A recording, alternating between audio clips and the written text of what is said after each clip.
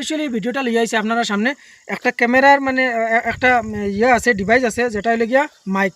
এই ডিভাইসটা মানে অনেকে নতুন মার্কেটও আইছে, নতুন বলতে বহুত আগেও আইছে, কিন্তু এটা প্রায় ইউজারে মানে এটা ব্যবহার কীরকম করেন, ব্যবহার করার প্রসেসটা তারা জানে না। এটা লাগানোর পরে সিম্পলি মানে এটা কাজ করে কি না এটা বোঝা যায় না, তবে এটা কাজ কীরকম করতে লাগে আমি আপনারা দেখাই দিই।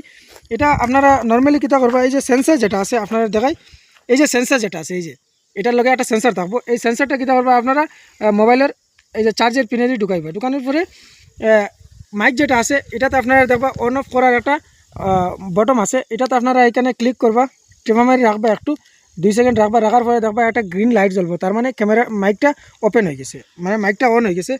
আপনারা করবা তখন আপনারা এটা লাগাইবা, লাগানোর পরে আমি এটা একটা ভিডিও দেখাই আপনারা বানাইয়া, hello hello mic testing, hello hello, আমি এটা শ্যুট করছি, hello mic testing, hello hello.